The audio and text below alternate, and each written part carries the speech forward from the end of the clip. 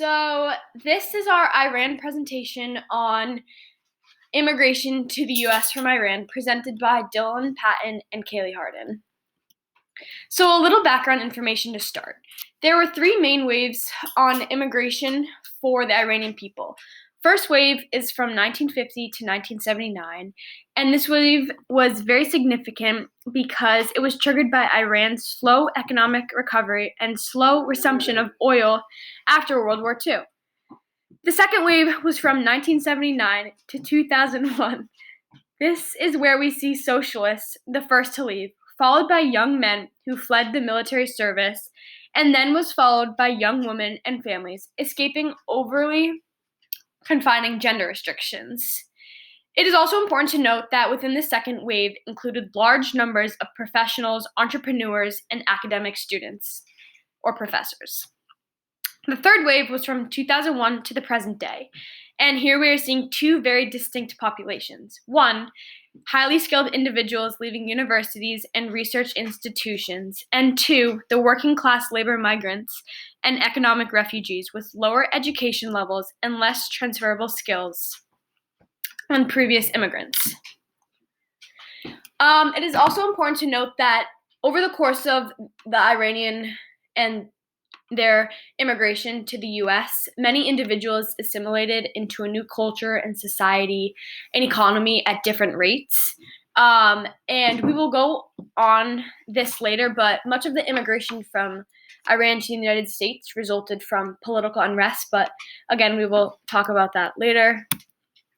There are many push and pull factors for the Iranians immigrating to the US from Iran. As we can see, there are two main push factors. One, opportunities and freedom. And this is where we see the Iranian people immigrating to a country in search of opportunities for advancements and freedom, and where they came to America to build better lives for themselves and really their families, and to build them a future. And then we see the political affiliations and the Iran Revolution as another main push factor. The Iranian Revolution, also known as the Islamic Revolution, happened in Iran from 1978 to 1979, which resulted from the falling monarchy. Much of the immigration from Iran to the United States resulted from political unrest, as said before. This immigration was a consequence of people fleeing the Iranian Revolution. And then we see pull factors. One, we see education, and two, we see economy. One of the main factors to leave Iran and go to the US was to get a better education, to get a higher degree. It is said that from 1977 and 1978, in the academic year, about 100,000 Iranians were studying abroad, of whom 36,000 were enrolled in U.S. institutes of higher learning. So as one can tell just from that fact, the Iranians were very serious about their education as they wanted to pursue a degree and wanted to leave and give themselves a better life. They also wanted to leave because American universities offered some of the best programs in what they were interested in, like engineering and other technical fields. And then we see the other main factor to leave is the economic side of things. The Iranian immigrants that were coming over, they were coming really over for one main thing, and that was money. Iranians came over with the intent to get a job and be paid way more than they would have been paid back in Iran. And note that for all the immigrated Iranians that came over along with an education, they were already on the higher status poll for higher paying jobs. So that was another bonus for leaving. What challenges did the Iranians face? So the Iranians faced many unique challenges resulting on ongoing tensions between the United States and Iran. I would say that there were two main extreme groups. There were many who fully absorbed American culture.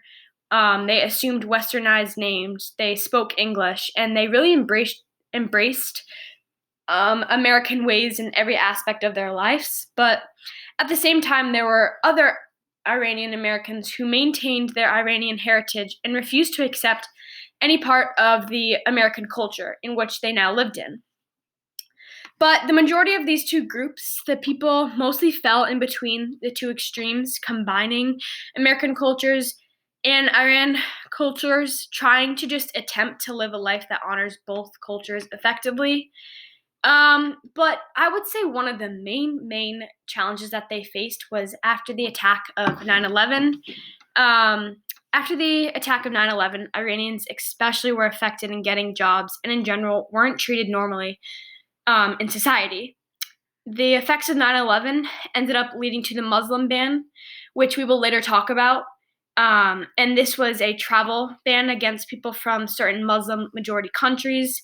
But overall, this ban and after 9/11, it really affected people of Iranian culture and heritage and their families in general, how people perceive them as people in society. So there was two nativist groups that impacted the immigrants, specifically the Iranians. The Know Nothing Party had restrictions against immigrants and strongly opposed them. It excluded foreign-born people from voting or holding office, and they also had a 21-year residency requirement for citizenship. So it kind of, took away opportunities for these immigrants. And the KKK, also known as the Ku Klux Klan, hated immigrants. They saw themselves as vigilantes, restoring justice by violence to make sure that no immigrants had wealth, social status, and political power. They wanted to take everything away from immigrants because they thought they were better than them and that they just despised them. So the government restrictions, there were 3 government restrictions that were important that affected the Iran immigrants. There was the Immigration Act of 1924, the Immigration Reform and Control Act of 1986, and the Muslim ban. The Immigration Act of 1924 limited the amount of immigrants coming into the United States and completely restricted immigrants from Asia, which is where Iran is.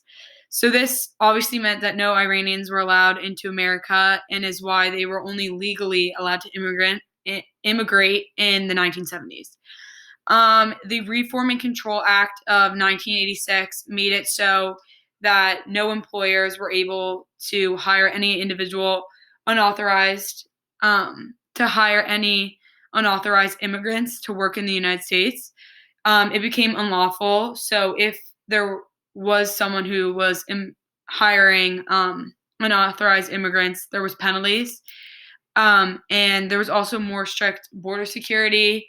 So this made it harder for Iran immigrants who wanted to come to the United States but weren't authorized, and it also was harder for immigrants who are already in the United States.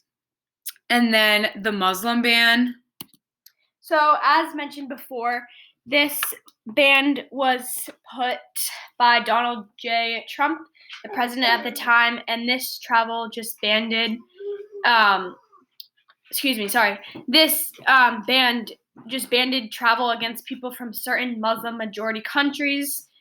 And as one can tell from the chart provided on the slide, all immigrant and non-immigrant visas are suspended except for those with student FJRM visas, and those with student FJRM visas will most likely be subject to heightened screening. So how did they shape American society? So the Iranians came to America looking for better opportunities, and when they came to America, the bachelor degrees that over 50% of Iranians have already set them up on the path to succeed. So over 50% of Iranians have at least a bachelor's degree, which is passing the national average of under 30%. So it shows that they are very well educated, and with having a bachelor's degrees, it set them apart from others, which made them be able to get better jobs, and with a better job came more money. So this ultimately helped the economy of the United States. The Iranians rank in the top 20 of immigrant groups with the highest rate of business owners at over 20%.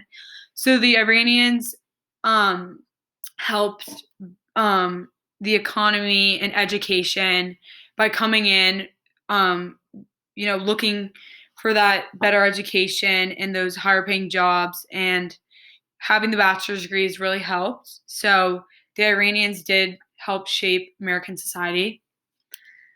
And then these are our sources. And yeah, thanks for watching.